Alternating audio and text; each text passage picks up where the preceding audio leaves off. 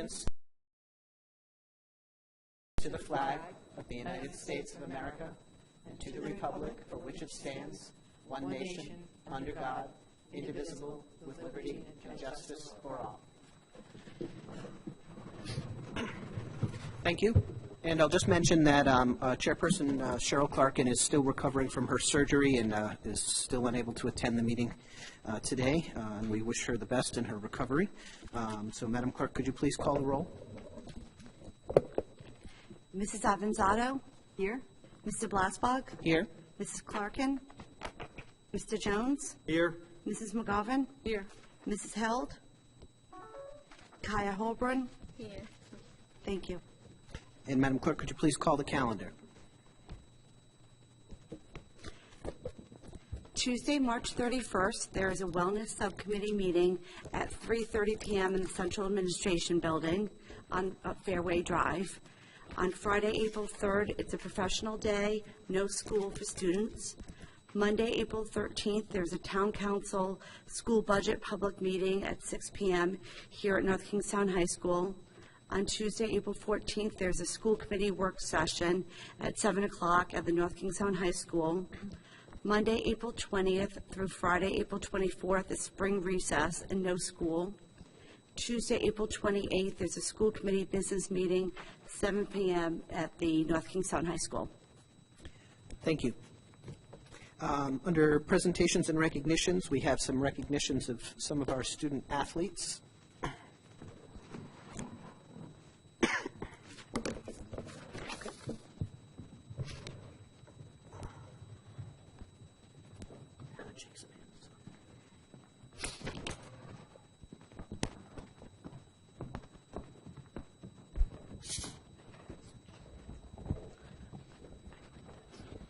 Good evening, everyone.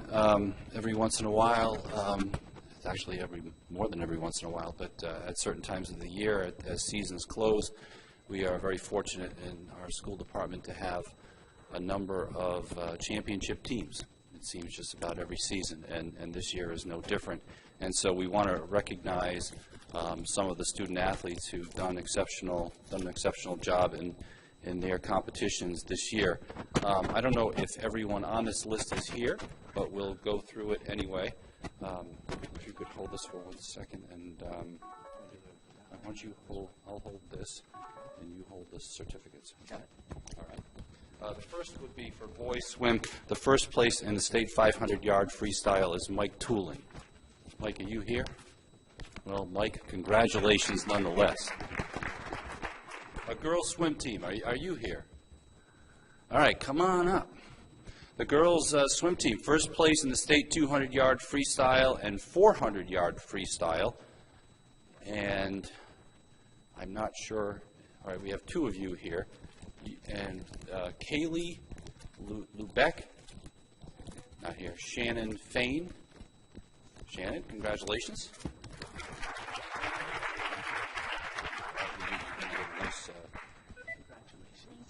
I'm sure that certificate is way better than the trophy you've already got. Megan David, no, and Hannah Parasol. Yes, all right. And Hannah was first place in the state 200-yard individual medley as well. Congratulations. And for boys track, anyone from boys track here? Okay, I'm going to read them anyway. We had the first place team in the state 4x400 relay, and that is Ethan Bowe, Austin DeGregory, Ben Shapira, and Vincent Thela. So congratulations to them. Girls gymnastics, are you here? Come on up, girls. First place team in the state, girls gymnastics, everybody. Okay, I got two people here, but I got about 10 or 12 names to read, so all right, Victoria and Michaela, congratulations. Also on the team, just so they get their mention, Courtney Brown, Mary Cofield, Bridget Costa, Allison DiBiase were first place in the vault and floor exercises. Victoria, Amy, Ayana, okay. Elise Hans, Sarah Henry, Michaela LaCroix, Hannah LeBlanc, Sheila Martinez, Aina White, and Kerry Rubiera are all involved on that team. So congratulations to everybody.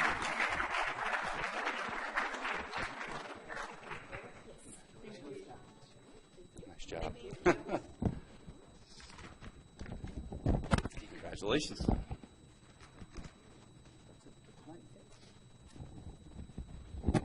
Okay. Back to business.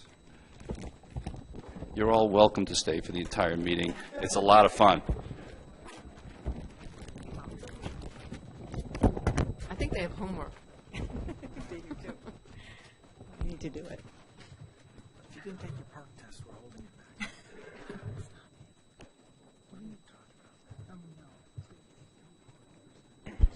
Just do that. Okay.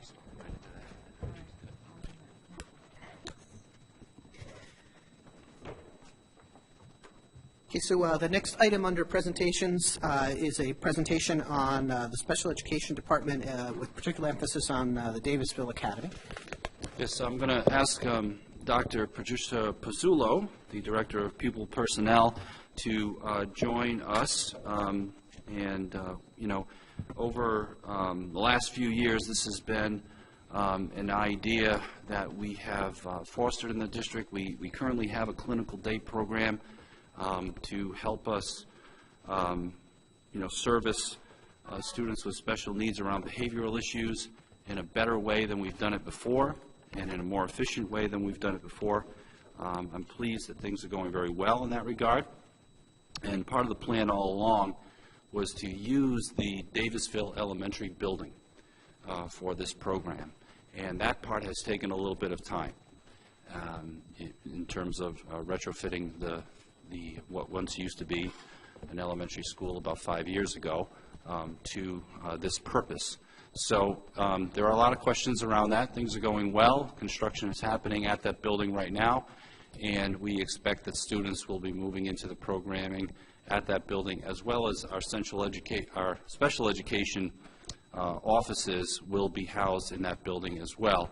And I'm going to ask Dr. Pizzulo to talk about, how we are in terms of projections, the projections that we've had around that program, and what are the issues that you are confronting today, and what are our expectations going into September.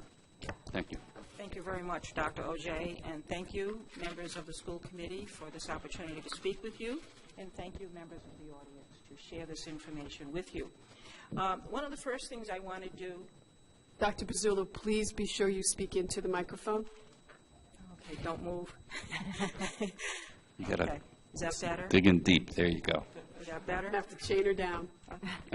She needs a walking microphone. She likes to- All right. One of the first things I want to make sure everyone understands is when we speak of children and out-of-district placements, that is not a homogeneous group by any means. It is quite a diverse group of children, and in your packet, I do believe you have a description of our out-of-district placements, and they fall into about 4 major categories. There are the highly specialized schools, such as Meeting Street School, or Pathways or Sargents. They are the specialized schools, such as Bradley School, such as the Providence Center School, such as the Groden Center network of programs. And then there are the DCYF placements. It so happens periodically that DCYF will remove a child from his or her home and place that child in a specialized program. We have we get notice in the office that that has happened, and then we are prepared to work with DCYF to provide an education to that child. And each of those schools have a residential component, and that basically is what DCYF is placing the child in. So those are highly specialized, typically very comprehensive treatment, therapeutic types of placements. And then, of course, there's the charter schools, and a number of our children, parents do choose a charter school for their child. So those are the main categories that could be any number of those placements. A child could be placed in any number of those. Now, in addition to that, okay, given that information, back in 2012, 2013, we began to look at the children in all of our out-of-district placements, and we began particularly to focus on those children who have social, emotional, behavioral types of needs, difficulties adjusting, difficulties responding, a whole broad range of difficulties that these children may have, and they were in a number of specialized placements outside of the district. And when we looked at those children, we found that there were 18 children that we wanted to focus on, and they were in the placements such as Bradley School South, the Providence Center, High Road School, and we took a look at those children, and we examined carefully their history. We went to the schools. We had meetings with the school staff. We looked at the children's progress, and we began to make some decisions. And one of the things we have to really remember is whenever we place a child outside of the district, we lose some control of that child's education. Someone else is delivering the education. Sometimes it is very good. Sometimes we disagree with it, and we think we could do better. And in a number of these cases, we looked at the progress of the children, and we said, you know, I think we can do better. They are our children, and the mantra became, let's keep our kids home. So we began to look at these 18 children, and we began to examine them and say, if we return these children to the district, what would they need? What are the supports that these children would need? And do we have them in district?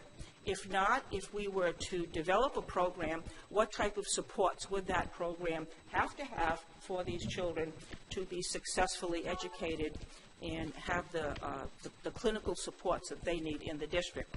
So that sort of opened the door to looking at a clinical day program. We already had an alternate learning program in the district, and that was serving a number of children. You know, it was a high school program, and it was serving a number of children and doing it fairly well, but there still were those children that we couldn't quite manage, and we had the 18 children sitting out there in other places, and we began to plan, how will we bring these children back? Who will we bring back? Are we prepared? What do we need to be prepared? And what will parents say if we describe this program to the parents? So the planning resulted in the Clinical Day Program brochure. I think a few weeks ago you folks received that brochure in a presentation, and that brochure is posted on the website. Folks in the community can take a look at that brochure. And as we move down the road and as we refine and strengthen certain components of our Clinical Day program, that brochure will change to reflect the focus. But we had planned, and I'm very pleased to say, it is really a comprehensive program, and it looks at social emotional issues, it looks at the mental health, it looks at behavioral issues. And we really are working very, very diligently to strengthen our clinical component, because that seems to be an area that is needed, is very, very much needed. And we are very fortunate to have some excellent clinical staff working with our students and with the families of those children as well for support. So we looked at this. We looked at those 18 students, and we looked at the ones that would be considered for return to district, and 8 students were identified as returning to district. We could do that. Yes, we can, and we can support these children effectively. And we saved about $400,000 when we made that first move, that first initial step forward. And I think that's quite good. There were some children from Bradley School and from the High Road School in Providence. Okay? And they were successfully returned. We watched them carefully. We worked with the folks that were working with these students, and we made sure that we were providing for these students very well.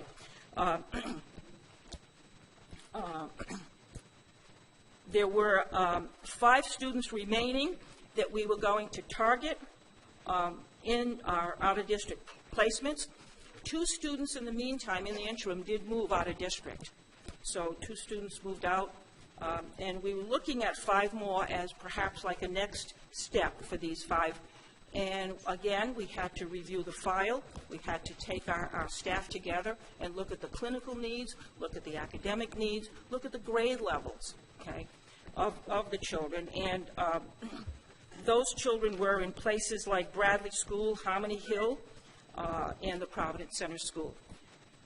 Then, as we developed and as we brought staff on board, special ed teachers, licensed clinical social workers, clinical psychologists, trained teacher assistants for the classroom. As we began to do that, we looked at the needs from our elementary through the middle and through the high school. And we saw very clearly that we had a need at all levels, and the elementary students were broken into 2 groups, a K-2 classroom and a 3 to 5 classroom. The middle school students fit into 2 classes also. There was a 6th and then a 6th and 7th and then an 8th grade classroom. And then the high school, of course, broke into 2 classrooms as well, a 9th and 10th and then 11th and 12th. So that sort of defined the staff, the teaching staff, the classroom staff, the teacher assistants that we needed, and it laid out what supports we were going to begin to provide for those students. When we started to look at the students, we then began to say, okay, we have these students, we brought them back, and we're working with them very carefully. We had approximately, that first year, 38 students in the program, from kindergarten all the way to grade 12. And we knew, because we were working closely with the children and with the families, there were about 10 of them that we were watching very closely, because those 10 were really at risk for being placed out of district. Now, we have to keep that in mind, because although we are saving by bringing children back, we are also saving by being able to hold our children, to keep our children home and provide for their education and their social, emotional, and their clinical needs. And that becomes very important, because we're not just sending them out and pushing them away. I felt it was just like, okay, we're pushing them away, we're pushing them out of sight, and that's not fulfilling our responsibility to the children or to their families. So that's something to keep in mind. We knew about 10 of these children that we were watching very closely, working closely with outside agencies as well as outside service providers for these children. The faculty and staff went through rigorous training, and the clinical psychologist was working closely with the faculty and staff and providing on-site training as well. And the licensed clinical social workers that we had were working very closely as well with the families, oftentimes going out to the homes and taking calls at any time and trying to support and help the families understand their child's need and understand what they could do to support and have that child be successful. Because when you have a clinical day program, you're not just working with academics. That's a piece of it. But you're also working with a lot of mental health issues, anxiety, depression, oppositional defiant disorder, bipolar disorder, any range of mental health issues. And it becomes very important to, number one, understand what these mental health issues are, understand what the child needs, and be able to provide the supports. If you can do that, then you're going to be successful with the academic component. Okay? And we built our program around being comprehensive in that regard. The second year, we looked at developing treatment plans, okay? Because yes, it's very nice to have an IEP. It's very nice to have a plan that looks at the academics. But again, who are we? Who is a clinical day program? A clinical day program is comprehensive, and it provides for the mental health needs as well as the academic. So we have to have treatment plans. And these treatment plans are just as important as the academic plans and academic goals. because they have to be looked at on a regular basis, at least quarterly, and adjusted as the child made progress or as the child needed more supports. They had to be adjusted in a number of different ways. We began to integrate the clinical supports with the academic day so that they would have access to a clinical licensed clinician should something should a child need that type of support, that type of private counseling. We looked at how we could provide group counseling to talk about common topics, okay, and help the children grow in that regard. I say children, some of these, they're young adults, okay, and I think we all understand that. They are young adults. To me, they're kids, okay.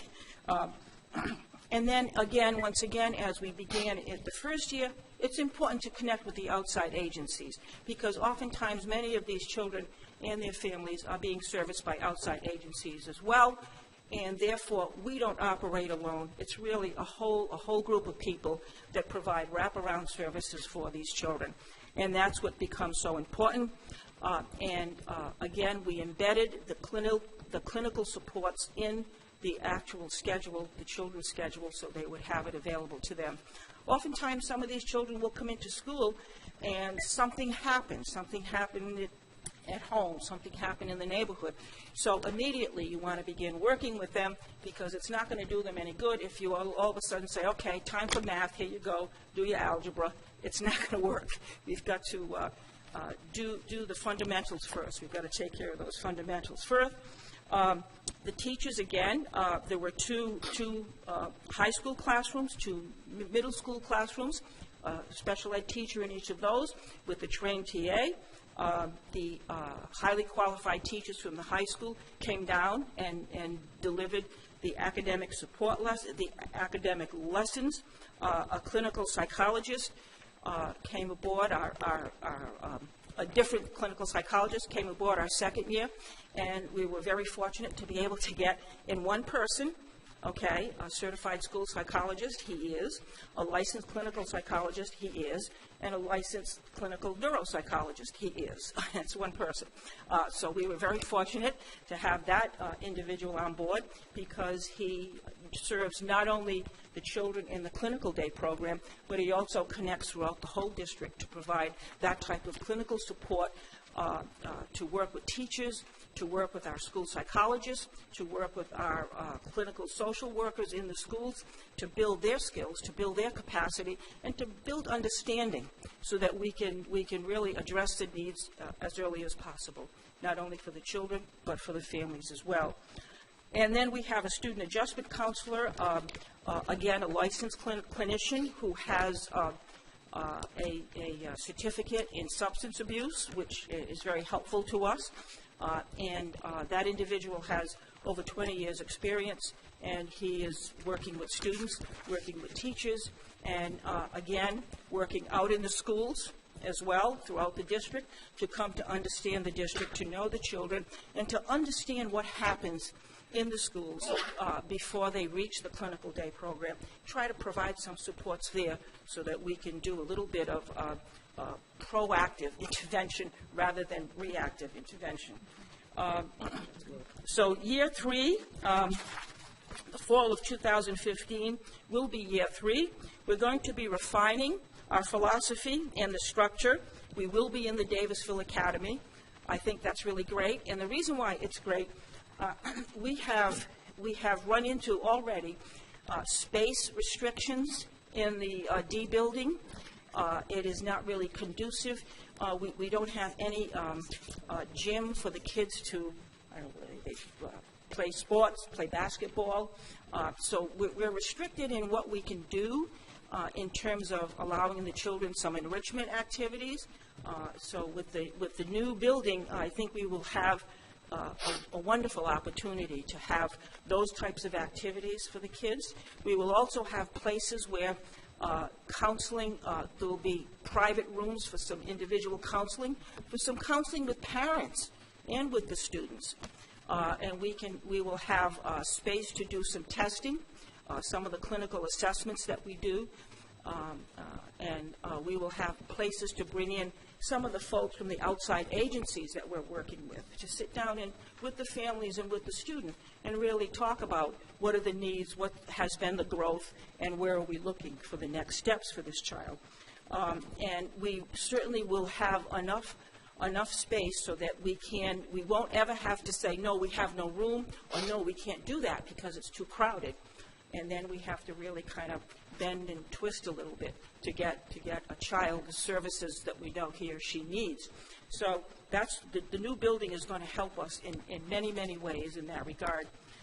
And the other piece that I think is important, when a teacher is working with a group of children that have these emotional issues, these mental health issues that are reactive in any number of ways, and that group is already settled down. Okay? You may have 6, 7, 8, 10 children, and they're already settled down. Things are going along beautifully. All of a sudden, there's a child in one of our schools that needs this kind of support. Or there may be a child that we are visiting and looking at in an out-of-district placement that is ready to come back to us, ready to come home. Okay? So the last thing you want to do is interject into that classroom that's been running well now. Okay, so what do? Oh my goodness, that child has to be placed in that classroom, but do I just say, okay, here it is, Monday, you start Monday, honey, and you go over here, and then everything's disrupted for another week, 10 days or so. And that's not fair to, number one, the kids in that classroom, not fair to the teacher, okay, and not fair to that youngster coming in, that student coming in. It's like, oh, what is this? Everyone knows each other, and I'm the off person, and what do I do? So the new building, again, will give us a place to work with that student a day or two, just to settle them in, talk to them about the program, to have them meet the teacher, do some individual work with the teacher, so that it's not so strange when we put them in that classroom, and things will run much more smoothly. And I think that's going to be a huge asset for us. With the Davisville Academy, we will be adding a nurse. We will be adding a receptionist clerk, and we will be adding a program coordinator, some administrative level coordinator. Also in the D building, the pupil personnel office will be there, so I'll be there every day, okay? I love it, just trying to go in and out of the classrooms. That is what I like to do, get to know the kids and get to know the families. We are hoping that we might be able to add a social worker or a guidance counselor to the CDP program. One of the things that I've always, in my career, I've always noticed and I've always thought it was important, especially at the middle and high school level, was to have a male-female pair of clinical social workers, someone doing clinical work, because I think it's important for the students to have that kind of an interaction and to be able to work with an individual that they felt comfortable with. So we're looking to do that. I don't know if we can, but it is something sitting there in front of us on the table that we are considering. And again, we have our teachers in the middle school and the high school, and we have our teachers and TAs in the elementary school as well. We will retain our clinical psychologist, our clinical neuropsychologist, and we will, of course, retain our student adjustment counselor. We are projected to have, when we stop in the fall of 2015, 38 to 40 students, okay, there, and 3 students we have in out-of-district placements that are projected to come back, okay? And we're watching them closely. We're meeting with the folks in the out-of-district placements and talking about their readiness and their progress, how are they doing, and it looks pretty good. We always are hopeful. I'm always hopeful. I'm a very optimistic person, and it looks good. If we have 38, 40, as I look at the children and as the whole staff looks at the children, we always say, okay, we have to watch these kids because at any point in time, something could go wrong and they may have to be placed out of district. Now, I think that would really hurt me because it's like, okay, what did we miss? What weren't we prepared for? It's like taking a child away from home and putting them somewhere else, and So we're looking maybe 15 or 17 children. Of that 40, we watch very, very closely, and we work very closely with the families and with the home. So the focus of the program, we're going to add the clinical supports, and the treatment plans will become part of the child's IEP. We're going to enhance parent involvement. We've already spoken about monthly meetings with parents in the evening, inviting them in to enhance our interaction, enhance our influence. We are going to try to build a vocational component, career vocational component, little work out in the community. We want our children to know our community. It's a wonderful community, and it can offer them a lot of opportunity. And for those children that may need extra credits, we have an afternoon academy, which is just a broad umbrella, and they may be able to work after the school day. They may be able to work to enhance their credits and advance a little bit and see the goal of that diploma really come into sharp focus and get a little closer to it. And then, of course, we will maintain connection with the child's home school for transitions. That's something that we will do and have been doing as we talk to folks in the home school. So that's basically looking at quickly a little bit of history and a little bit of looking into the future, and that's basically what the Clinical Day program at the Davisville Academy will look like. Thank you. Thank you. I want to thank Dr. Pizzullo for her leadership in this program. You know, everything that I am understanding about it through her and through the staff of the program, you know, I'm learning that, you know, it is a challenging population of students, obviously, but it's going very well. And, you know, I think a lot of districts would feel, you know, with a student that has this kind of special needs, if there are programs out there, out-of-district placements, that have the capacity to work well with students with those kinds of needs, wouldn't it be simpler for a district to, you know, have a student attend one of those schools? And that has been the traditional solution for many districts. And if that were as simple as it sounds, I would suggest that you would probably be advocating for that, Yes. and so would I. But what we have found, and maybe you could talk a little bit about this, is that those programs are not always in the best interest of students, that we have the capacity within our district to service those students better. That's number one. And number two, you know, when I look at the spreadsheet that you have provided with Mrs. King's help, you know, it is clear to me that even with all of the jobs that you just mentioned, and even with the construction that we are performing right now at Davisville to get the program ready, and think, you know, we have another building now in the district, even with that the costs for students to go to out-of-district placements, not every one of these students would. Some of them we would have in the district, but for the many that would, we're still saving hundreds of thousands of dollars a year. And that is key. That's an important thing. And you may say, well, then, you know, is it just about the money? Well, you know, in some cases, you know, in all cases, I think the money is very important. The money represents other things that the district can do, and other vital services that we need to perform. So that is a major factor. You know, I feel that, you know, where the administration is coming from is if all things were the same and the services were there and the money wasn't a factor, we wouldn't be going down this road. But we and other districts, Charahoe is one of them where I used to be an administrator, are seeing that out-of-district tuition can be this runaway train. And it eats up, as all of the people on the stage know, and Mr. McKay knows as well, sitting in the audience tonight, that it can be an uncontrollable part of your budget, and we're doing something to control it. So I think that's a commendable thing.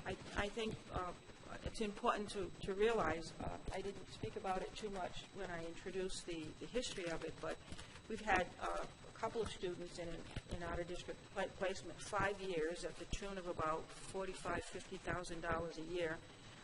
They were exhibiting certain behaviors when they went in.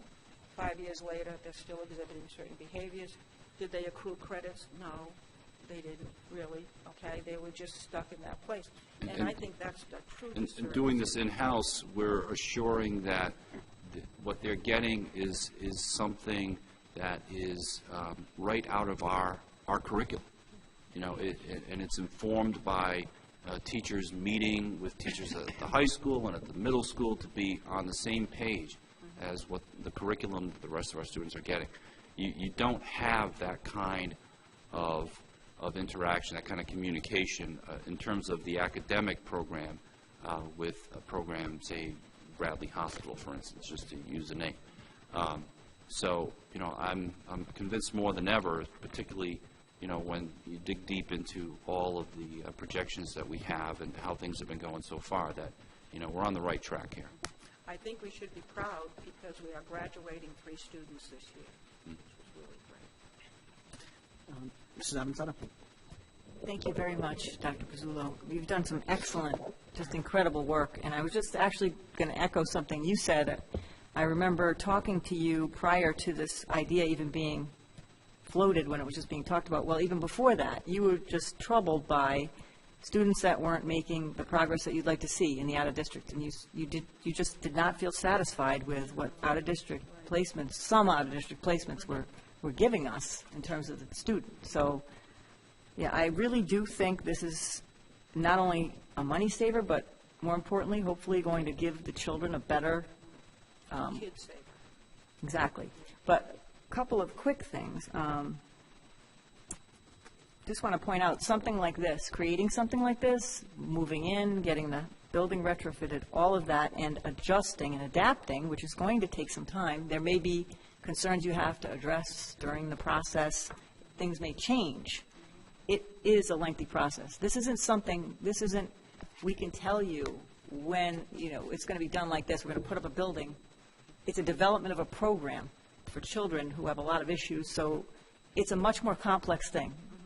So I'm just speaking to Dr. Auger, trying to tell us when we're going to see savings come in. You know, it's not that simple. These are complex issues, medical and health and mental health issues with students, and it's not as black and white as that. That's exactly right. I just want to say that. I'm hoping that, and I'm pretty sure that you've been in a lot of touch with the CELAC parents and that they've been, you know, they're being, talking with them throughout this process and making sure that they are included in that, and that I don't know if this is appropriate. I don't know about the program, and this is your expertise and not mine, but we were always concerned with integration and opportunities for that, you know, with other students. And so I just wanted to put that out there. I mean, this is a work in progress. We can't judge it all on week 1, month 1. We have to allow time to make changes and make this right.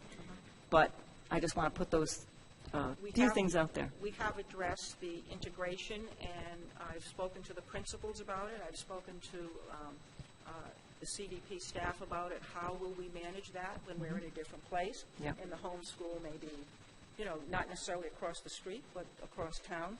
And we've spoken about that. We've spoken about how will we manage it, what will we look for.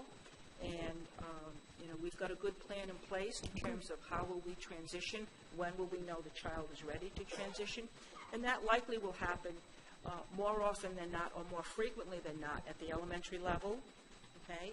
We do have students already in the high school classrooms of the CDP that are taking classes in the high school, and that can continue.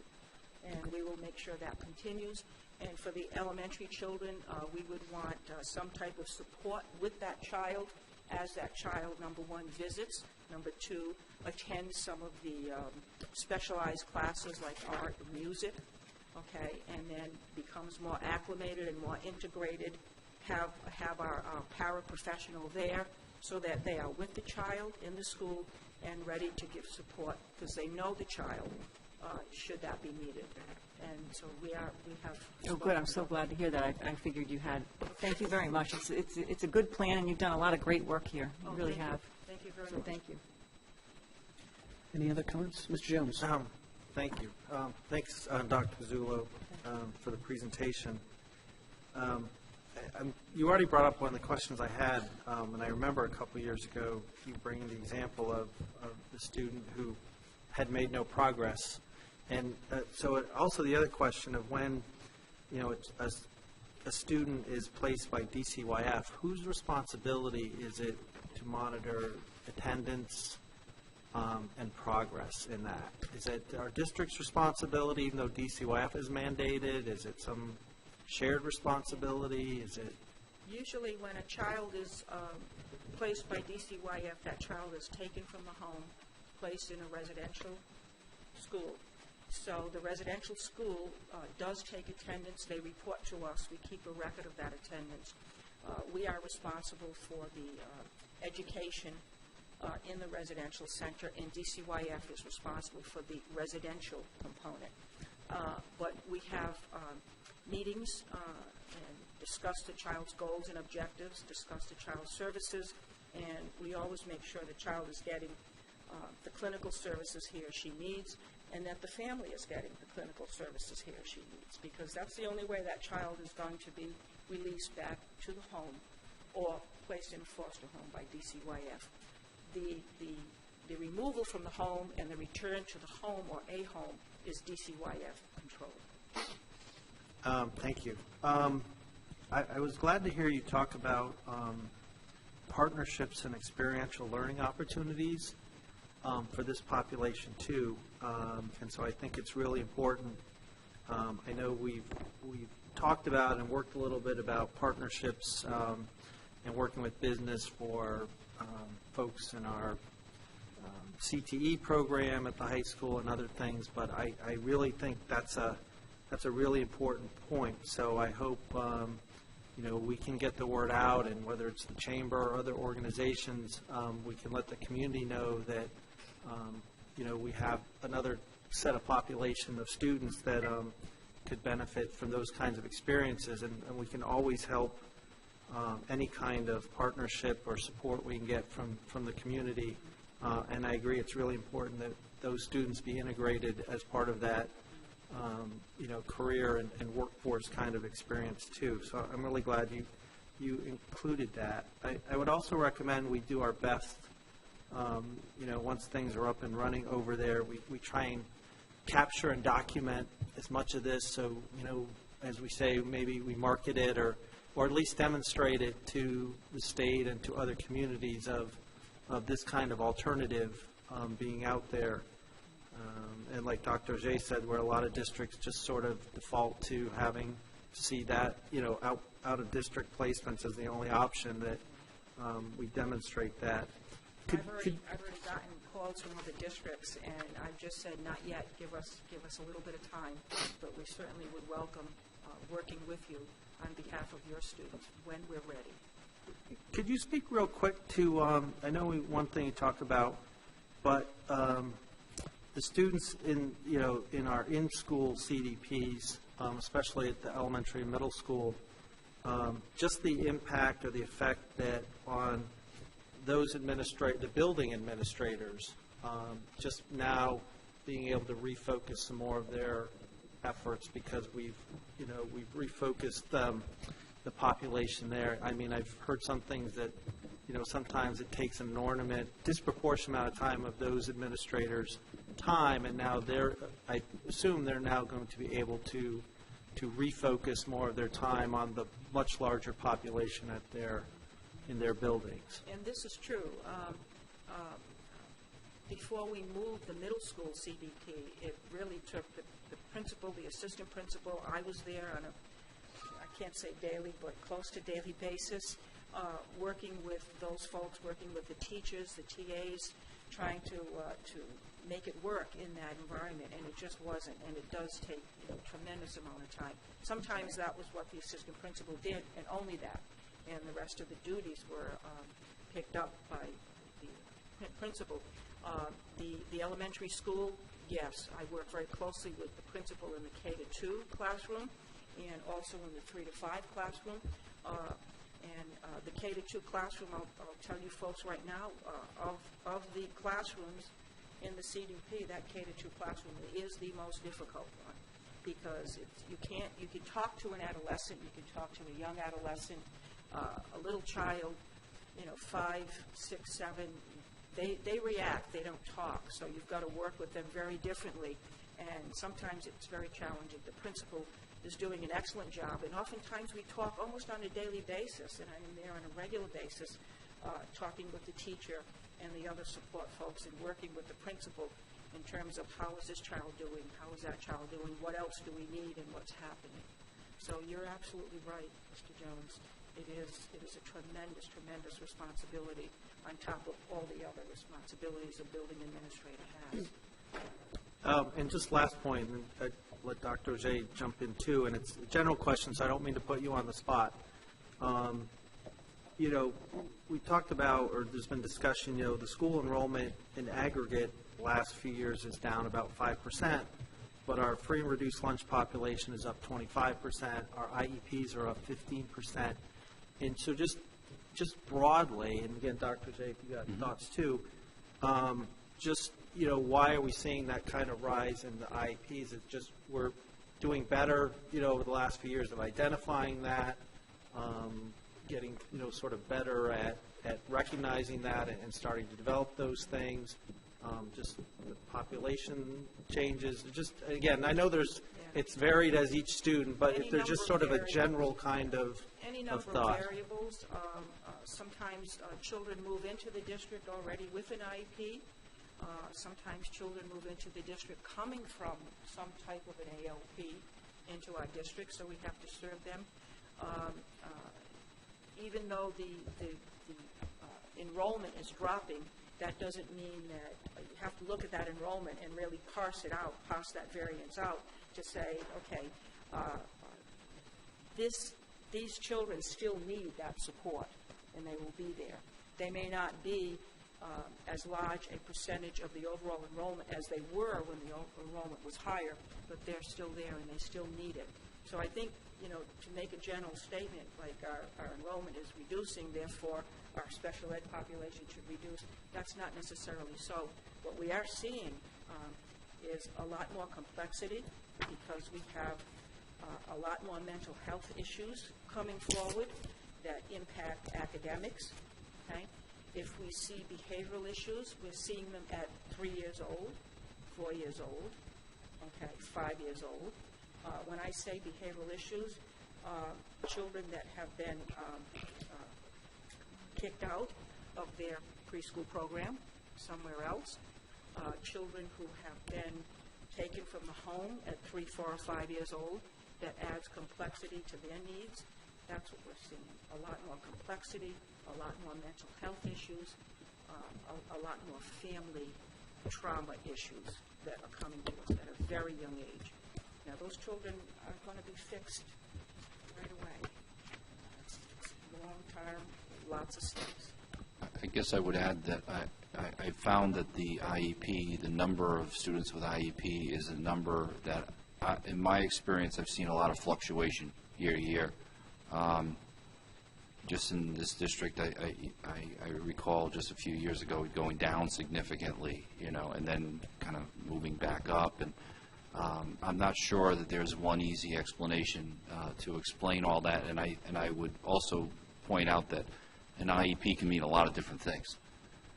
It can mean a student who is participating almost completely in the regular program with just a few modifications, or it can be someone with a highly specialized out-of-district placement for a whole range of reasons and everything in between. So it's a little difficult to say in that regard. Thank you, Dr. Pizzullo, for all your work. Anyone else? Okay, thank you very much for the presentation. Next item is citizens' comments. There is a sign-up sheet if you haven't already and would like to sign up. You can quickly run up there. For all citizens' comments, we do ask if you could please limit your time to 3 minutes. or less so that we can keep going on our agenda?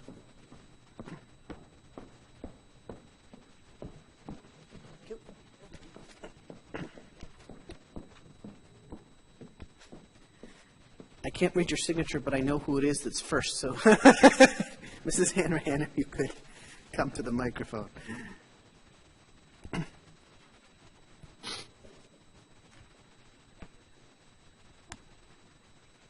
if you just state your name and address for the record, please. Oh, okay. Hi, my name is Joanne Hanrahan. I'm at 54 Bryant Drive in North Kingstown. Thank you for letting me speak. I actually have an award to present today or tonight for North Kingstown High School. It's long overdue because of all the snow and everything. This was probably should have been awarded about 3 months ago. But I work for AFS Intercultural Programs, and we do high school study abroad.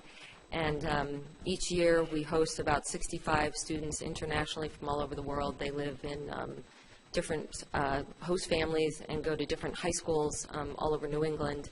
And then we also send students abroad, too. So each year we send about 35 to 40 students to different countries in high school to study abroad. And I'm a community developer in the Mass Bay area, so that's Massachusetts, New Hampshire, and Rhode Island. And each year AFS in the Mass Bay area awards a Top Schools Award. And this year we gave it to North Kingstown High School for just being, for valuing, global citizenry and just valuing global education and, trying to find host families and host schools for these students sometimes isn't easy. And North Kingstown has always taken at least 3, 4, 5, 6 exchange students every year. And they've been really great and open about, just opening up the school to these students, and they've all had a really great experience. So, anyway, that's what the Top Schools Award is for, and also for sending students too. The guidance counselors have been wonderful in students in North Kingstown High School that have gone abroad to study, and when they've come back and had to transfer credits and things like that, they've been really wonderful to work for. So we really feel like North Kingstown gets the global education thing and puts a great value on it, and we appreciate that. And also, as a winner of the award, students at NK High School were given an opportunity to apply for a scholarship for $1,000 for a study abroad program for 2015-16. So that's part of the award as well. So I worked personally a lot with Dr. Kenworthy and Denise Mancieri and Dr. Morse this year. So I wanted to give this award to them. So I don't know if I should present it, Greg, to you to give to them or to... Dr. Morse is right there. Oh, perfect. Thank you. So thanks for letting me present. That's wonderful. I appreciate it. Thank you.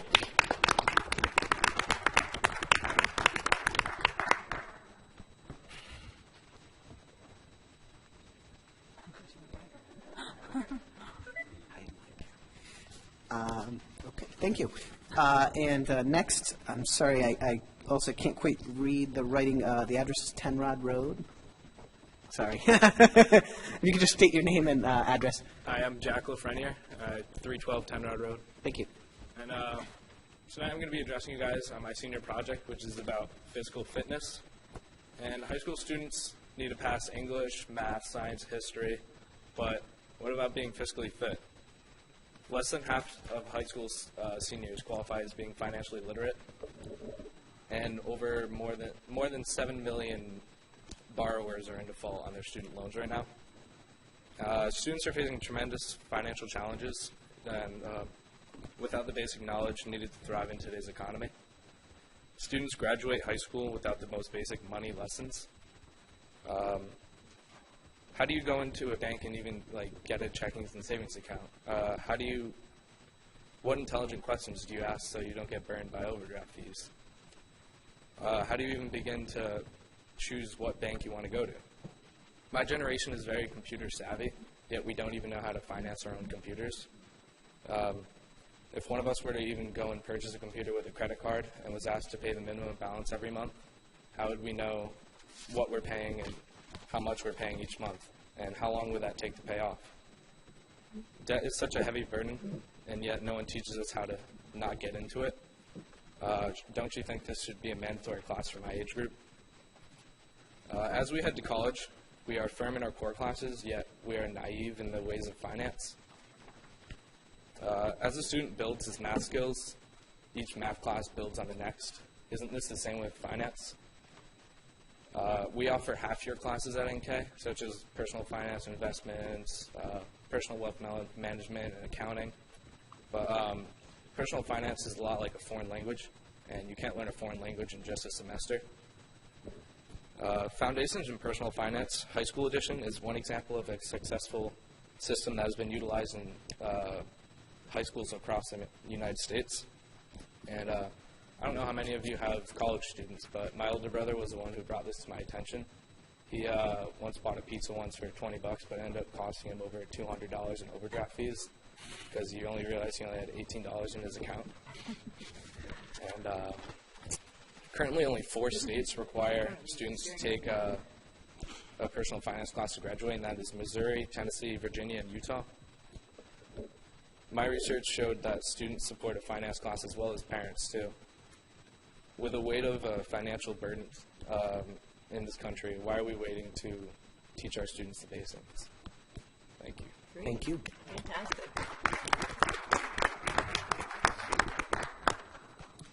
And I just want to make sure, is there anyone else who wanted to speak who might not have caught the list?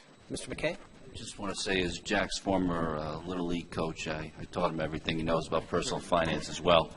I just wanted to say it's his lucky day because Mr. Jones, that's one of his initiatives, and I think this is a beautiful friendship going to start here, and maybe we'll get this done. I don't think there could be a more important class than that being taught. I'd like to thank Patty for her presentation here this evening because it shed a lot of light on something that we've all had ongoing questions about, and it seems as though there may be some light at the end of the tunnel, so to speak, when this whole thing goes forward. As you all know, we passed a budget last night, and there's been a lot of debate and discussion about budgets in town recently. And one of the things that I'd like to do here tonight is to suggest there are so many moving parts to our budgets, as we all know, that it's not something to be debated on the internet and through innuendo with certain areas. I think what we need to do is intelligent people need to come together now and have intelligent discussion about where we go with this budget, the funding of capital improvements and things moving forward. And we've had this discussion. I'm kind of hoping that we get away from the finger-pointing thing and we actually work together to resolve some of our budget issues and set a sound policy and program in place moving forward so that we can have wonderful things like All-Day K, so we can put together the Davisville Academy proposition, so we can have really fine roads in our community, so we can have a viable senior center with the participation that it has. And I'd really like to see us, it sounds a little rah-rah, but we need to come together as a community. We've already exhibited great leadership within our community. You folks over here on the municipal side have done great things with contract negotiations, with hopefully pinching a few pennies here and there to make things happen. We've got a lot of work for a little less. So I would just like to personally say that I don't want to feel as though in my own community that I'm responsible or not responsible, or you're responsible, not responsible. We're all in this boat together. We all need to make this work together. And that's all I'd like to say. Thank you very much. Thank you.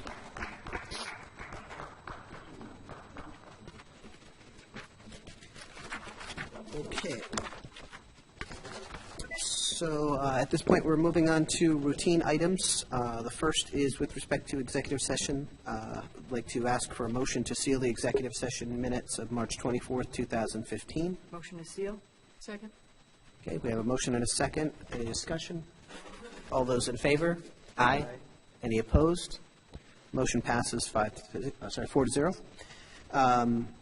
And Madam Clerk, do we have to disclose any executive session votes for the executive session of March 24th, 2015? There were no votes taken in executive session. Thank you, Madam Clerk. Next, on the consent agenda, do any members of the committee have any items they'd like to exempt? Before I get others, I just want to mention that I'm going to exempt E7 and ask for, at the end, a motion to table that item. But other than that, Mrs. Avanzato? I had E9 and E4. E9, was that D as in, or E4?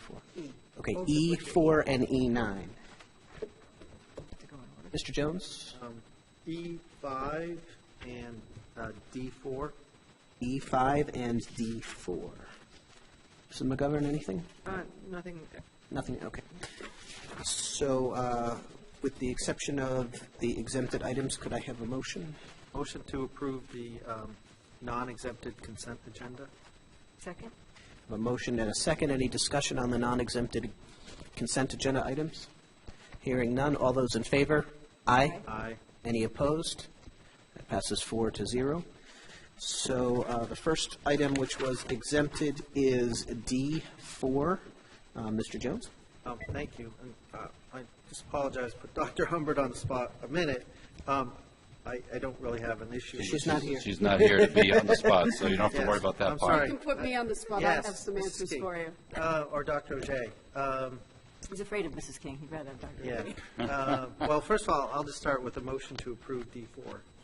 Second. I have a motion and a second, so discussion. Yeah, I would just ask Dr. J, a little, or follow up with the committee, just to maybe give a little more discussion of what exactly this tool does. I think it does great things, but I would just, if we could get a little more insight into all the great things it does, and especially if we move forward with one-to-one kind of devices, our ability to really leverage that kind of stuff. Well, So- this, very briefly, and maybe as a follow-up, I can have Dr. Humbert go in greater depth because she knows a lot more about this than I do. But this is a technology tool that we already use in our schools, and it is something that helps with, reading, progress monitoring that we use district-wide, particularly in the elementary level. Our principals, our teachers, our reading specialists have found it to be a very helpful product, something that we've had for several years now. It's not a new item. This is a renewal of something that we've been doing for several years. So, and I believe this is pretty consistent with the other renewal years that we've had on this item. And actually, Dr. Humbert did leave me with some information in case there were some questions, but certainly she can provide you with some more. She wanted us all to know that Lexia Core 5 is aligned to the Common Core state standards. This is a tool for reading. It's web-based, and each student follows a personalized learning path, so it's adaptive in placement and pacing. The students work independently to develop reading skills in a structured, sequential manner, and the skills include fluency, comprehension, and vocabulary to improve comprehension.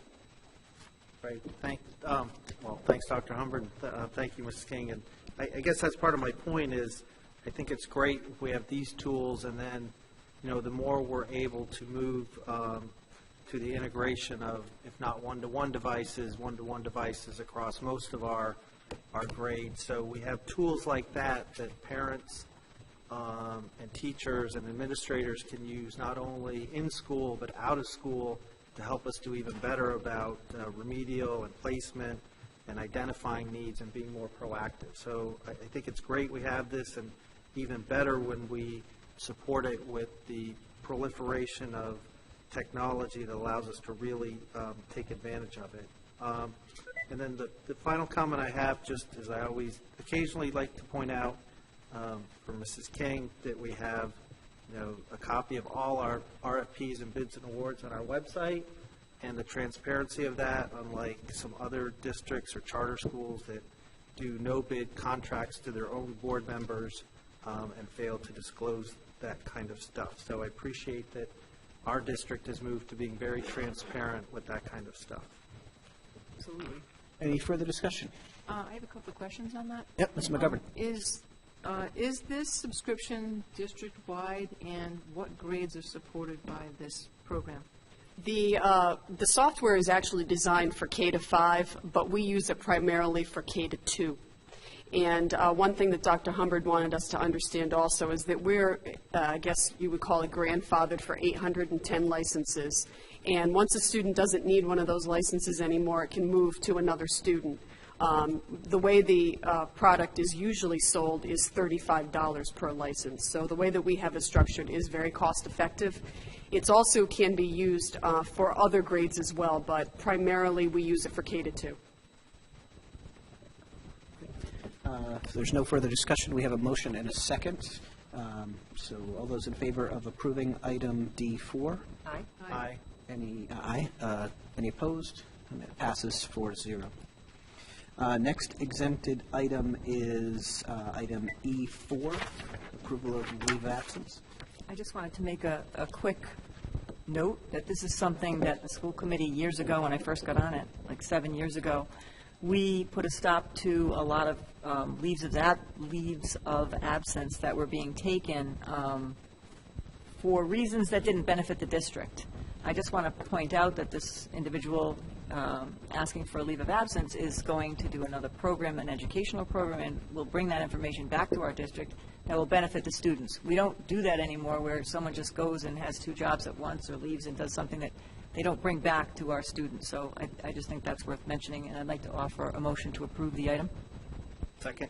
We have a motion and a second to approve item E4. Any other discussion? If I could just Dr. piggyback Ishii? on Mrs. Avanzano's comment, not only is the person going to bring back information to the district, but as part of her role in working with the GEMSNet program, she actually provides professional development to teachers in North Kingstown. And again, just to make a pitch, on our webpage there is a really well-done video of the GEMSNet program and its background that is being used by GEMSNet at a national conference, I believe, this month. And it highlights Quidnesset Elementary School for the tremendous work that they do in science instruction. And it is really worth seeing if you haven't seen it yet. So I would encourage you to do so. And this teacher who's on leave of absence is on loan to the GEMSNet program.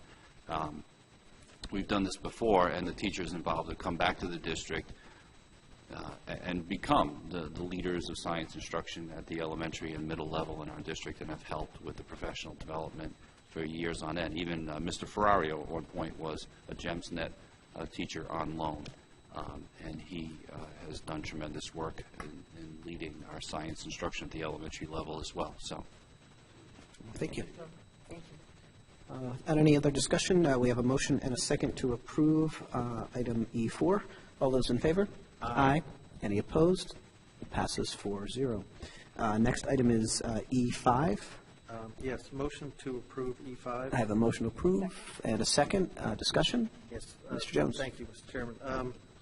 Yeah, not that we will prevent people from retiring, but I do like to point out when we have some of these, and especially if you've had children who's interacted with some of these folks, and I've had 2 children through a combination of Stony Lane and Hamilton, and so I just like to point out, the good work that our teacher and sports staff and folks do, and if you've had a chance to interact with them, just to recognize, on their retirement, that thanks for their all the effort, time, and assistance they've given to the district and to our children. Thank you. Any other discussion? Okay, we have a motion and a second, so all those in favor of approving E5? Aye. Aye. Any opposed? Passes 4-0. I had exempted item E7. Due to ongoing negotiations, I'm going to ask if I could get a motion to table E7 at this time. Motion to table? Second. A motion and a second. Any discussion? None. All those in favor? Aye. Aye. Aye. Any opposed? Passes 4-0. That item is tabled. Next item, which was exempted, was E9. Yes, I exempted that item. I lost it for a second. Oh, yeah, okay. Approval of administrators' renewals. Just to point out that this is just purely the renewal, has nothing to do with the salary. We're not voting on that now, or a contract. It's just to indicate that we're renewing those individuals. Okay. So I'll offer a motion to approve E9. Do I have a second? Second. I have a motion and a second. Any further discussion on E9? Okay. Hearing none, all those in favor of approving item E9? Aye. Aye. Any opposed? Passes 4-0.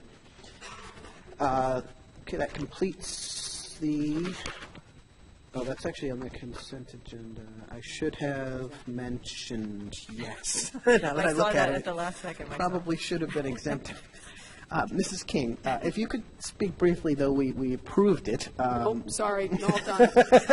We need to an speak explanation. briefly as an explanation on item F1, which is a clarification of our prior approval of the Rhode Island Trust member equity distribution.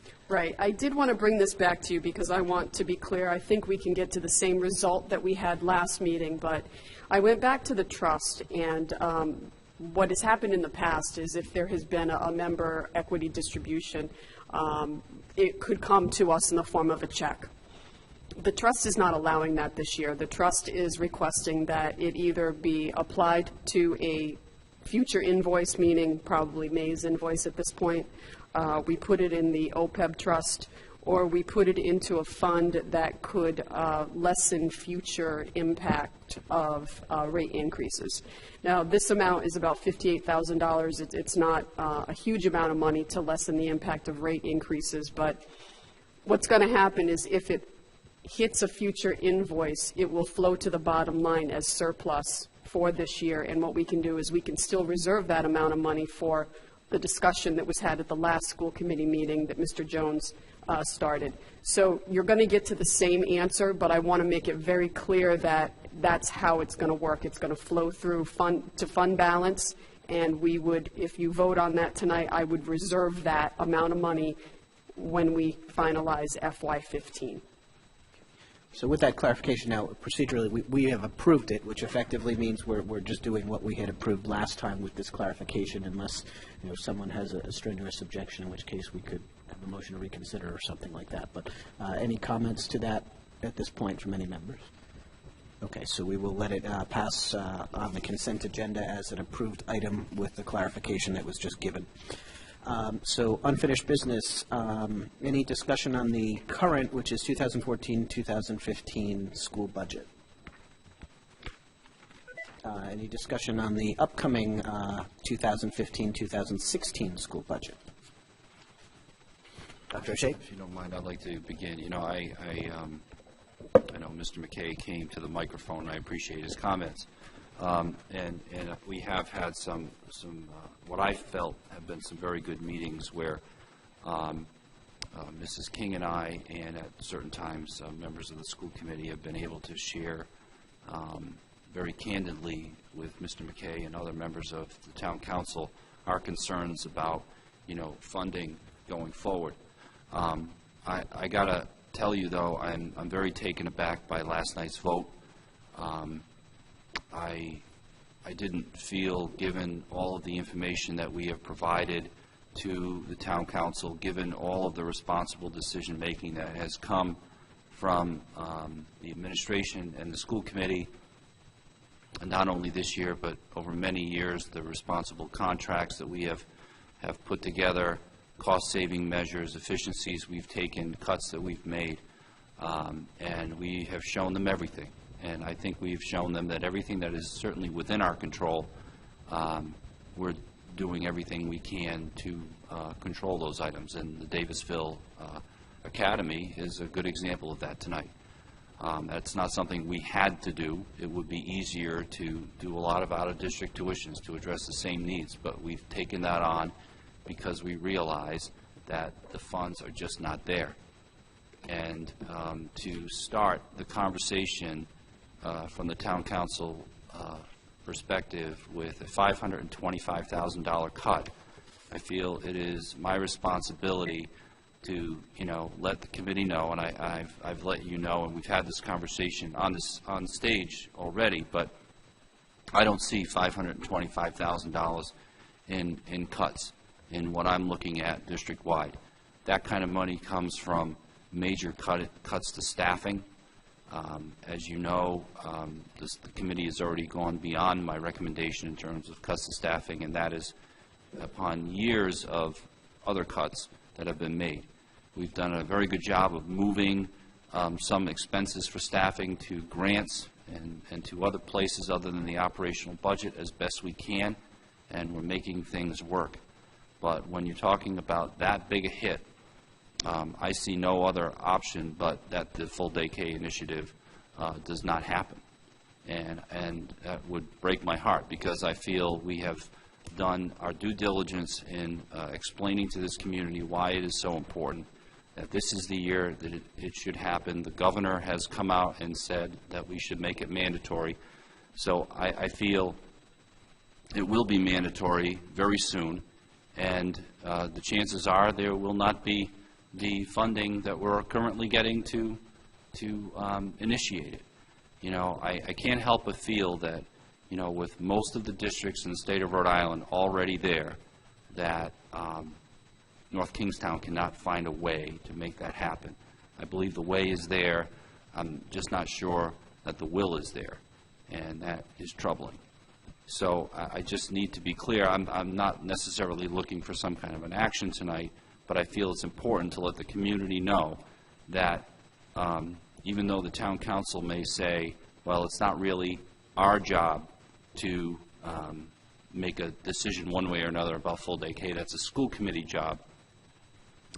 When the explanation of where the money is going has been as clear as we have made it to them, that $525,000 is awfully similar to $550,000, which we need for full-day K. And everything else is basically to roll over the program that we currently have and cut $500,000 in staff. I'm not seeing that kind of cutting on the town side. I'm not seeing that kind of year after year sacrifice. You know, and I take exception, even though, you know, I do want to have a good, productive dialogue, as Mr. McKay said. I take exception to Mr. Brisbilla last night talking about how if you want to find cuts, they're on the school side. I don't see where he has the authority to make that claim. I've never had a discussion with him about our budget, and I know that Mrs. King has very rarely had any kind of discussion in detail about our budget. So I don't understand where he gets that point of view. I just find that there's an assumption underlying with the town council that, of course, there's more money to be found. They're just not talking about it. And I, you know, I don't know what else to point out to them in this community that that's just not the case. So I just needed to get that off my chest tonight and to let the committee know that I'm concerned about the full-day K initiative. Thank you, Dr. O'Shea. I'm just going to mention quickly, I did watch, I attended the school presentation at the budget meeting of the town council, and was able to watch streaming, and I commend them for streaming it. The further discussions that went on later in the evening, they had a very, very long day. They went to approximately 8:30 at night after starting at 10 in the morning. So the end result, though, with respect to our portion was, these were the numbers I copied down last night, and if I got them wrong, anyone can correct me. But the amount that was approved for the bottom line general fund for the school department was $60,100,005, which is an increase over the prior year's budget of $1,044,922. But that is, as Dr. O'Shea had mentioned, $525,069 less than the budget that we proposed to the council. The reality, also, as Dr. O'Shea mentioned, is, you know, we have a maintenance of our prior budget that we need, with certain increases that we need to cover, some of which we have already made reductions to. And the one, you know, big item that we were asking was for funding for an additional specific program, which is full-day kindergarten, which comes in for almost the exact same number. I fully support, and I'm on the record of saying that I think that full-day kindergarten is something that we need in North Kingstown. But it puts us with that number, and it is an ongoing discussion. The council made it clear last night that that is a preliminary budget that is still a working item, and these discussions need to continue because the reality is, as much as I support full-day kindergarten, I am not prepared to make cuts to existing successful programs in our schools to put a new program in. And I fully support full-day kindergarten, but when we've looked at what we need to cut to make budget numbers in the past, they are, you know, changes to things like late buses, things like extracurricular activities, and I don't want to, I always hear that we beat the drum of all the things that are going to go away if we lose money, but there's a point where we would need to cut programs to make this work, and I'm not personally prepared to do that. So we have a lot of work to do. I'm not, at this point myself, willing to give up yet. I think we need to have continuing discussions with the council.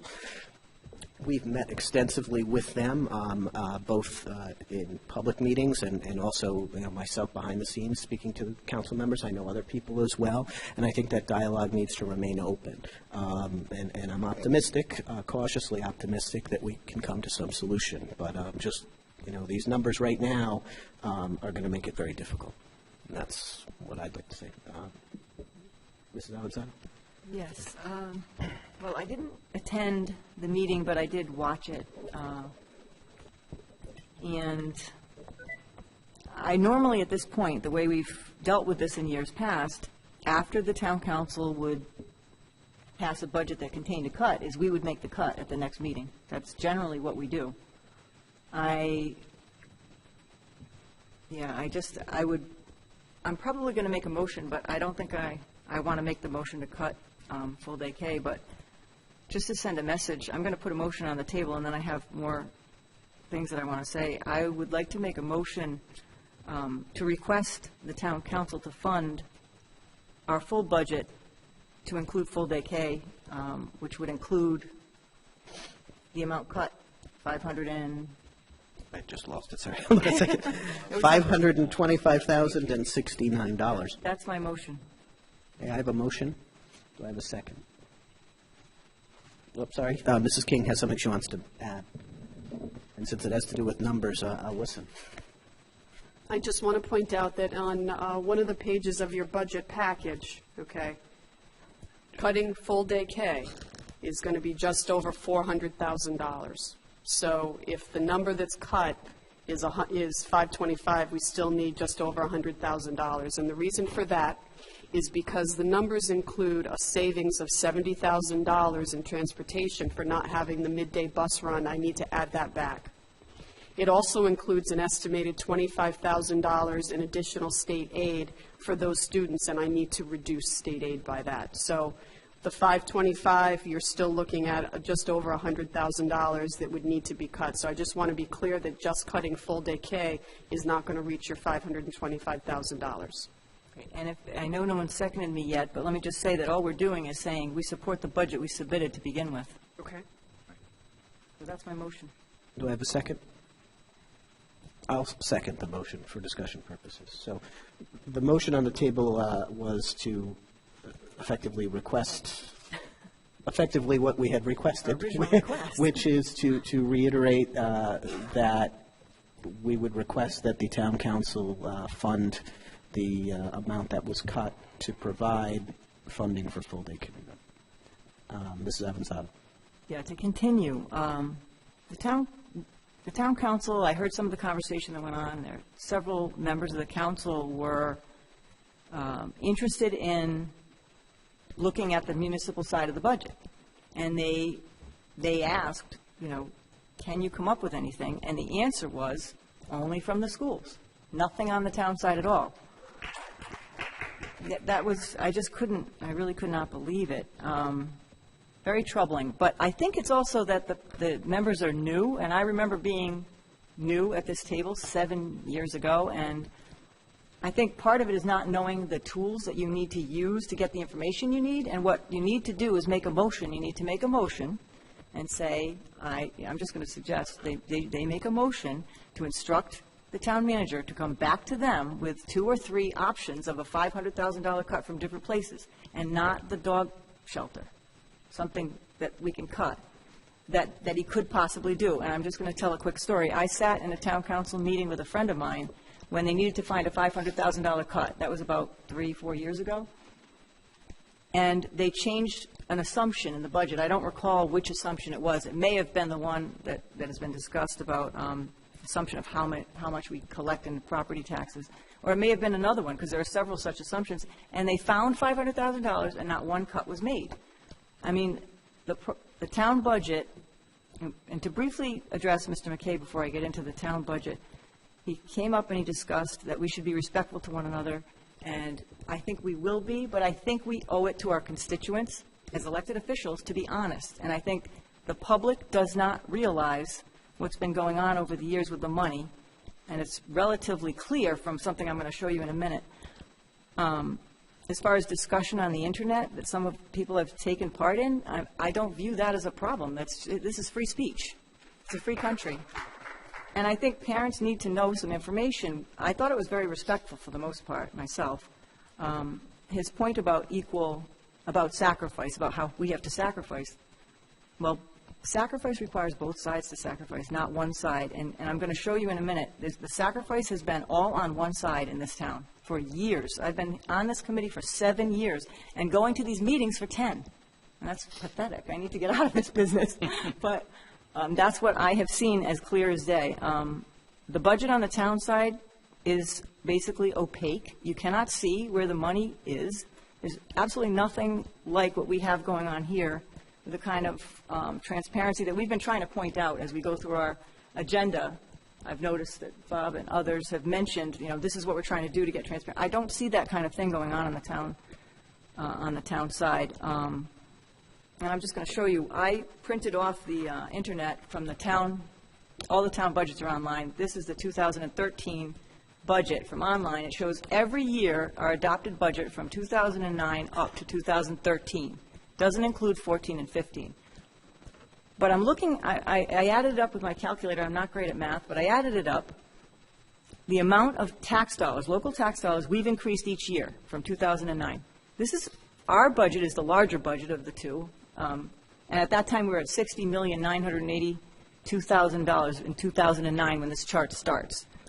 We went, between that year and the next year, from 2009 to 2010, we went down $147,211, the school side did. And I believe the town has had an increase every single year, all of these years that I'm going to include in my discussion. The following year was 2010 adopted budget. We went down to $42,680,000. Between 2010 and 2011, we went up $740,322. So we were about $600,000 to the good. That's not a ton of money on a $60 million budget.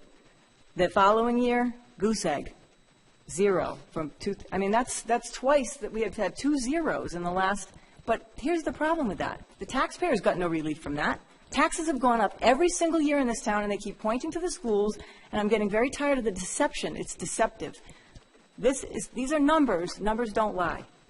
You could talk about little things in the budget here and there and tweak this and that, and you can argue about administrative buildings that you don't agree should be built.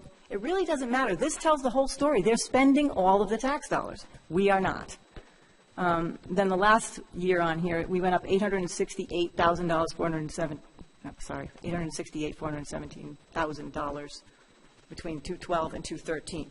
So I went looking for this chart because this is the chart, since I'm kind of not good at this math thing, this year in the budget, because we used this a couple of years ago. We held it up and said, why are we getting zeros all the time and negative dollars in the school system? Why? And after we did that, they've removed that chart from the budget now. It's gone. It's not in the 2015 budget, which is online, and it's not in last year's budget. So, and I think it's a very useful table for people that don't know budgets pretty well, because it talks about the total tax dollars increased and each fund and what percentage of total local tax dollars each fund gets. And this year's, again, it shows the same pattern of the town taking the lion's share of the increase when they are the much larger budget. They're the smallest. Small, thank you. They'll be the larger soon, though, if they keep going. And that's how they got a $12 million surplus on their much smaller. Think about that if the schools had a $12 million surplus. We have, we are heavily criticized when we get over $1 million surplus. And they're the town, we're the schools, it's a different thing. But they're our funding authority. We can't make money. They're the ones that have to tax people and make money and bring money in and fund us. We have proven that we've done this job. For 10 years, we have cut these schools. We have cut everything down. We get leaner and leaner every year. And on that side of the aisle, absolutely nothing going on but smoke and mirrors in that budget. I would like to see a town council member ask that town manager to please give some recommendations on how to find that money to fund full-day K. And I wouldn't be asking for this if I didn't feel we had really done, you know, the superior job. I was going to point out the contract numbers that have been approved for the police and fire and municipal side as opposed to ours, which are radically different, I mean radically different over the last 6 years. But I'm not even going to go into the weeds because this says it all. This larger chart says it all. I'm sorry to go on and on, but I had a lot to say because I'm very frustrated. You know, I know the town council has their own challenges. I understand, but there's no excuse for underfunding the schools repeated like that. They are undermining, and eventually it's going to start to show. They need to really start doing their job. Thank you. Anyone else? Mr. Jones. Thank you. I sort of see, I understand the intent of the motion. I guess I feel that we made that point when we approved the budget and sent it over there, and sort of just reiterating it. I'm not sure the value of that. I will express a little disappointment in the sense of when the superintendent submits his recommended budget, we do not vote on it right away. We take some time to digest it and think about it. And I'm not sure of the town charter or any procedural rules. It was a little perhaps perplexing, unless it's required by charter, that the town council felt the need to vote on the town manager's proposed budget without taking some time to reflect on it, considering that there's going to be another vote anyways in May, the final vote. So maybe there's something in the charter I'm not aware of, but I would have felt it maybe been more appropriate for them to accept and listen and then take some time like we do to reflect on it. I sort of see two different issues here. And so obviously the near-term issue, maybe we can take a collection for the $69 and then we'll worry about the $525,000. You know, I guess I'm not willing right away to say it's about full-day K in terms of eliminating it. There are some moving pieces between now and May. I'd like to see this committee and our town council and our citizens maybe put some effort into letting our General Assembly members know that things like the unfairness of a district adopting a program that increases their school enrollment, but that does not get reflected for another 15 months in terms of state aid. And the bill that's been presented to recognize that and advance into the current upcoming fiscal year any school that adopts full-day K, and recognizing that those students are not half students for a whole year when they're whole students for a whole year. And that would not get us there fully, but would get us there 20% or so. Clearly, the governors, and I know Dr. Ogier is seeing the governor Thursday, I think, Yes. And his association and others to lobby the General Assembly to correct something that I feel has really been an unfair burden on public schools, which is the need to transport students to private schools. I fully support the right of parents to make that decision if they feel that's in the best interest of their child. I do think it's a little bit of a unfair burden to ask the rest of the community to subsidize that by transporting kids to private schools. And I'm glad that the governor recognized that in her budget submission. I hope the General Assembly follows through in correcting state law about that. And I think that's all something that our committee can send a resolution on.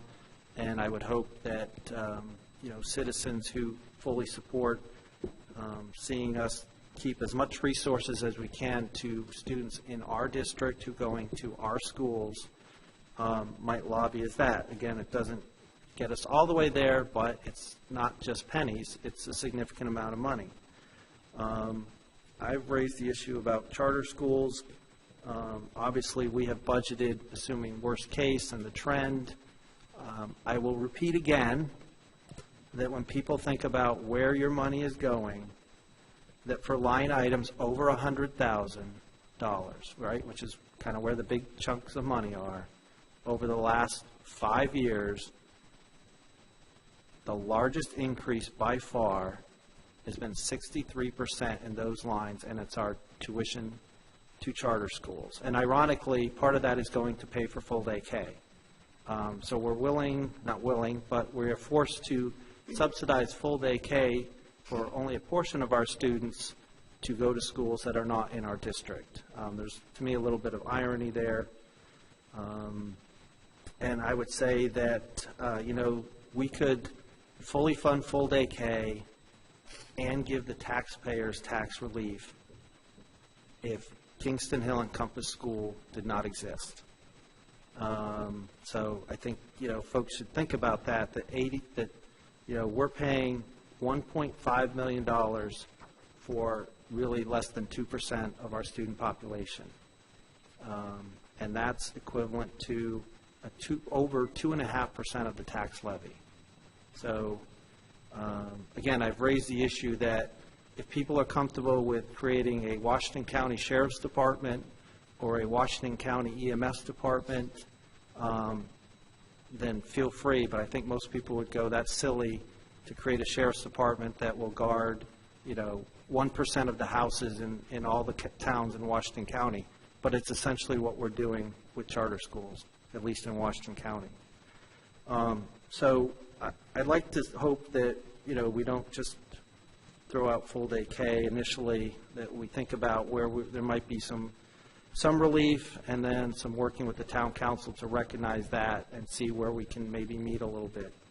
The second issue, which is not relevant, it's relevant, but it speaks to a larger issue. We're going to have these discussions every year, and I advise people to look at what the superintendent's been putting on the agenda at the end in terms of the enrollment reports. We've had discussions that, and I know town council members have raised the question that, enrollment's down 5%.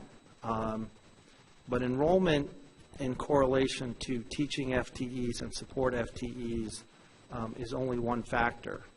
Obviously, as Dr. Pizzullo presented here, the specific nature of your enrollment makes a difference. Obviously, if a student comes in, a child that needs a one-to-one support, we have to provide those.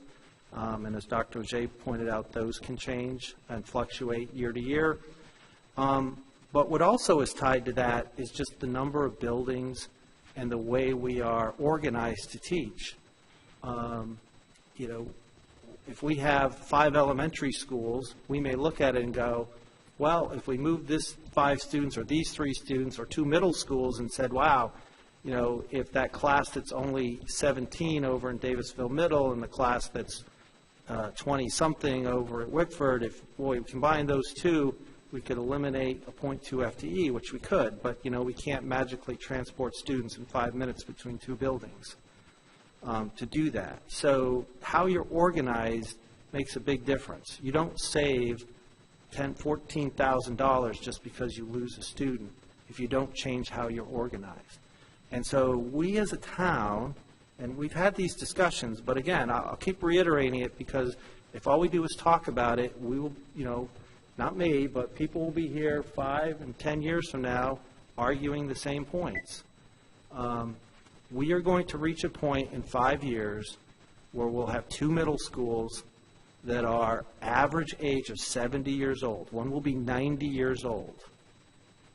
And if you don't think that that's going to need money, then think about your own homes at 10, 20, and 30 years and say, yeah, I can get away with not putting anything into my homes. Okay? And we're not talking about, $10,000. We're talking millions of dollars that are going to have to go into those schools. Now, God bless this town that had the foresight in the 60s and 70s to build elementary schools. But they don't last forever.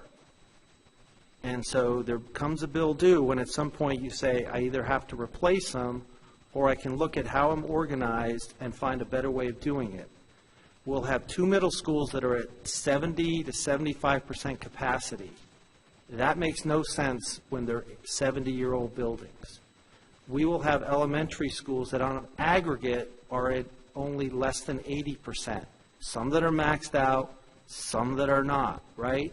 It just doesn't make sense. We need to recognize that the solution to people who go, look, your enrollment's down, why aren't we receiving more savings, is because we need to invest in consolidation to get, whether it's one building, new building that we can consolidate, but consolidation will save you on transportation, on billions of dollars you won't have to spend in the future, on more improved energy-efficient buildings, on better ways of teaching our students to take advantage of the technology, yes, on probably less administrators, you name it. So I would just hearken, Mr. McKay comes and talks about the leadership on both sides having to move forward. This is the area, if you say, I want to solve the long-term issue, about becoming more efficient with school funding, where you have to head. I don't care how else you look at it. It is the inevitable conclusion, unless some magic thing happens and our declining population changes. But other than that, the statistics are very, very clear. And so we cannot support 7 or 8 buildings over the next 10 years. It will bankrupt our town, or we're going to have facilities where we're educating our kids in unsafe, relatively unsafe, and dilapidated buildings. And so the sooner we recognize that, the sooner we all move forward as a town, the sooner some of these short-term budget discussions we have, hopefully, will migrate into a better discussion of the same discussion that probably occurred in the 50s and 60s in this town about setting up our education system. So I will get off my soapbox on that. And thank you, Mr. Jones. Mr. McGovern? I know that my comments, I'll be the least popular person at this table tonight, but I'm concerned that the town council and the municipal side will do what they will with the budget, and we have to do what we can with the budget that is given us.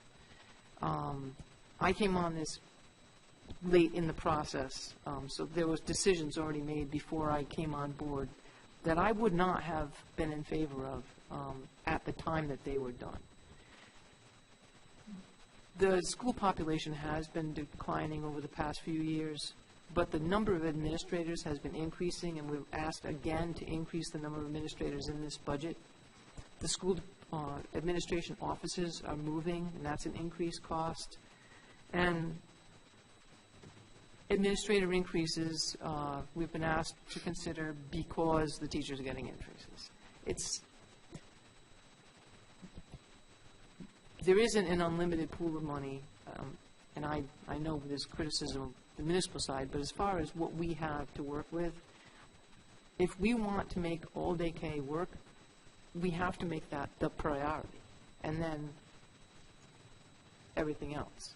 And it seems like decisions have already been made and promises made that, and contracts that are going to back us into a corner where we can't do the most important things. So unfortunately, had I been part of this and asked you to consider it, if we wanted to make all-day K the priority from the beginning, then we should have been pushing off the lesser priority things, knowing that, or at least pending a decision on the amount of the budget.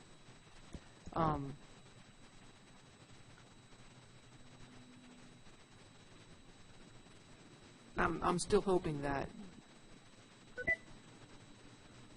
with the budget that we have, or with working with the town council, we'll still be able to pull off the all-day K.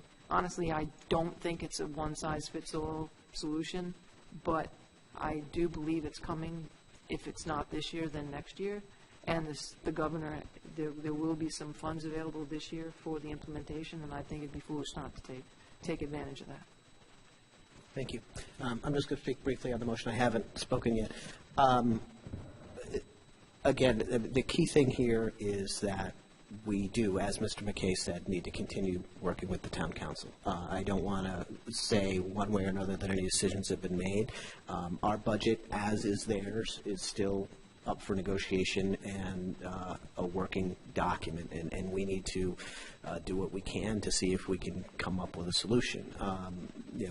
But I'll tell you that even if we were to, and it's absolutely true that every dollar that we move is money towards our goal of getting full-day kindergarten, but even if we removed something that's already been approved, for example, the administration move, and it's been debated over and over again as to why that happened. I was not on the committee when the decision was made, but the annual amount that is being spent on that doesn't come close to what we're talking about, nor do even the proposed, but yet I want to make a point which was made earlier that we did not approve any administrative raises today, that even if we approved all of the proposed administrative raises, we're still way short of the number.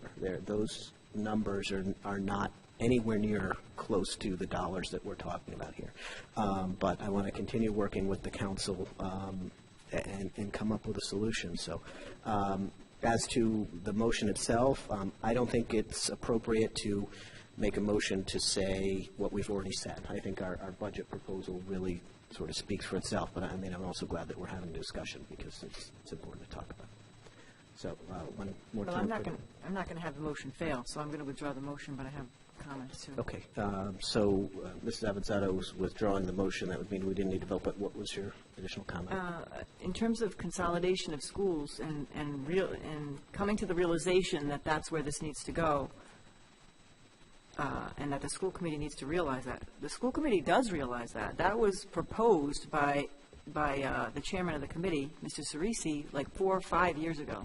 And he brought it to Dr. Auger, and the two of them discussed putting together a committee, and we went to the town on that. I'm not sure where that stands currently, but I know that's something that we're talking about. I mean, this was an idea that was posed quite a long time ago. Not that we need to be dragged kicking and screaming. We proposed it. So that would be my first question. We are still talking about it right now, aren't we? The school committee has approved a long-term planning committee. We're working on getting its first meeting up and running, and I have expressed to the town council that I would like a few members or at least 2 members, I can't have more than that, of the town council to be regular attendance at its meetings. This whole initiative also, to address a concern from Mrs. McGovern, included a central office. And, we have an extremely inefficient central office building in terms of, it was built, many, many years ago as a temporary building. It doesn't have the right kind of heat.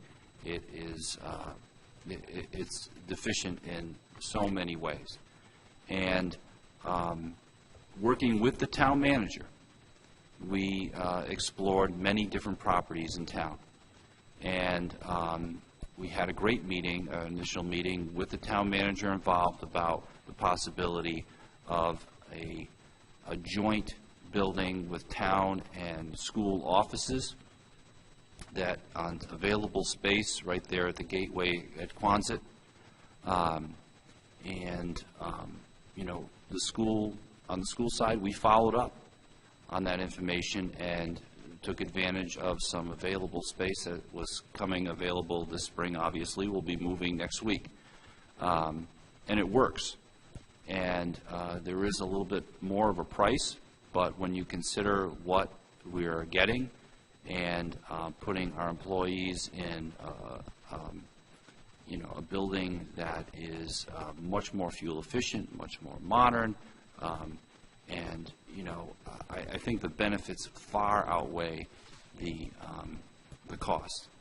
And when you consider the type of the town hall and the truly dilapidated condition that building is in and what that needs, I think it is important for school committee and town council to be together to find appropriate spaces for its employees to work. I'm not ashamed of that at all.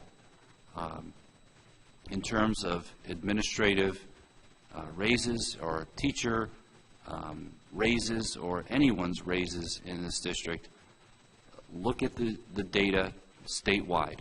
You will not see that North Kingstown administrators are making more than the rest of Rhode Island or less. We're somewhere in the middle. You look at our teachers, we're somewhere in the middle. Look at our ESP, we're somewhere in the middle. This is not a district that is a runaway train with its salaries by any means. And, you know, and if you look at, again, comparable to the town, I think you can find a lot of evidence that teacher salaries have not increased at the same rate as other municipal salaries in town. So I don't know if this is the place to point that finger. You know, I see all of this school committee as being very conservative when it comes to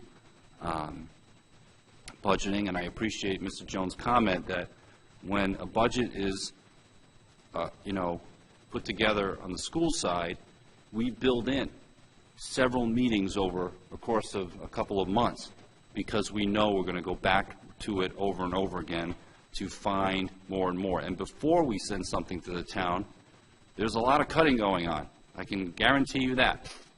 Whether I like it or not, there's a lot of cutting going on from my proposed budget. I didn't see that happen in the exercise that happened at the town this week. It was pretty much, well, this is what the town manager says. So I didn't see the part where they really dug deep into, well, can we do with a little bit less of this? Or can we find a way to cut something here? Maybe that's happening. I'm not seeing it.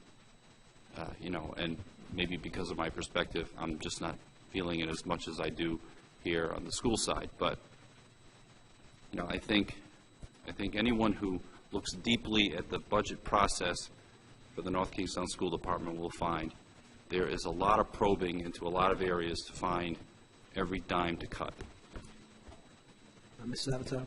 And then we do have more things to do. So. Well, this is important. We need to I spend don't the time disagree. on it. Mrs. King, I have a question for you. I think you're probably familiar with this, but the town goes through a process where they speak to each department, and they did speak to yourself and Dr. Auger, and you did an excellent job, by the way. I did watch that. But I know they spoke to all the other departments as well. And they reported back as to whether any of those departments were asked to take a cut or whether there was any cuts anywhere, and what was the answer on that? I believe I did not watch the meeting from last night, but as far as I can see, originally the town manager had indicated that the school department should be cut approximately $600 and some thousand. Apparently last night he came up with $525,000, so we're talking about $100,000 that he found somehow. I'm not really sure how that is. But other than that, I do not believe, from what I've heard, that any of the budget presentation that he gave to the town council, any departments were cut. That's what I think is also. The other thing, I just want to correct the record in terms of promises made of increases of contracts. We haven't even addressed the teacher's contract. We're mid-contract. We're getting ready to go into a new contract with ESP. There's been no promises made there, and we haven't made promises either, didn't vote on the administration contracts in terms of increases tonight. And when we do, you'll see how modest the increases are, and they have been every single year I've been here for 6 years. And the same is not the case with the municipal contracts. I'm sorry, you know, I know that people are uncomfortable with the comparison and with the criticism, but when something goes on for this long, 6, 7 years, you're undermining the entire school system, and I cannot not say that. Other towns don't do this. When you have a school system working this hard to stay lean and doing this kind of thing that we've been doing very successfully, they usually get support from the town. We deserve the support of the town. They fund us. They should be funding this program. It is just not, it's just not right. I'm sorry. Completely wrong. and they should be looking at their own budget, and other members of this committee need to speak up on the issue. Because we support, we are here for the schools and the students. I'm just going to throw out just some quick numbers. I have some notes, and then we'll move on. But the two biggest contracts that we have are our ESP, which is the Education Support Personnel, which is essentially all the union members who are not teachers, and then the teachers' contracts. And Mrs. King, if I get one of these numbers wrong, just jump in here. But in the prior Education Support Personnel contract, their contractual raises for the 3-year period of the contract were 0%, 1%, and 0.75% in the third year. And the teacher's contract was 1%, 2%, and 1.5%. So with respect to, the largest contracts that we have, which comprise the bulk of, our money, which is in personnel, those are the numbers that we have been looking at. And the previous teacher's contract, if you want, I think we did 2 zeros in that one, I believe. I'm pretty sure it was 2 zeros. I didn't have a chance to actually nail those down, but they were very, because we were tight those years. Sorry, go ahead. Yep, thank you. Okay, so any other comments on the budget? I think we've discussed it at length. Yeah, one more. Yeah, thank you. Because I think because it's in the news, it's pertinent. When I talked about the biggest increase over the last 5 years being charter schools, this can correct me if I'm wrong, but the second biggest one has been our pension costs. And despite the 2011 or 2012 Retirement Security Act, or whatever the correct name was, our pension costs, we can discuss how much salaries have gone up, not gone up, been modest. Our pension costs have gone up 25%. Our salaries haven't gone up 25%. Our, number of employees has been basically flat. But our pension cost has gone up 25%, and that is even with the settlement, or not the settlement, but with the implementation of the pension reform, so to speak, a couple of years ago. So again, I guess I look at it and say, there's collective drivers at the state that impinge upon this budget that, we sort of look to our General Assembly members to go, be careful of agreeing to anything else that puts more cost on the municipal side, because, we're debating now about cutting this or doing this. We really have no flexibility to add new costs to this budget. So I just want to point that out, that, the pension costs collectively affect all of the municipalities and disproportionate to our salaries. Thank you. So the next item on the agenda is the second read of policy change, which is to policy DBC. As you may recall, I think everyone was here, so I don't think Mrs. King really needs to describe it again, but the change is just a simple wording change to the exact wording of how we describe our fund balances. And since this is our second read, unless there are objections, I'd ask for a motion to approve the policy as amended. So moved. I have a motion. Do I have a second? Second. Someone's out of step from the table, but we, I don't know. How far? Okay, we have a quorum, so we can continue. We have a motion and a second. Any discussion on the policy as amended? All those in favor? Aye. All those opposed? We have 3 yeses, and I don't know, does that go as an abstention, or how would we handle that? She's just not here. It's not here. Okay, so 3-0. Then, under new business, do any members of the committee have any correspondence? No. We have an enrollment report attached to our agenda packet. Any comments to that? Yes, Mr. Jones. I do, and my comment, as I mentioned before, is I would highly encourage folks to look at the data.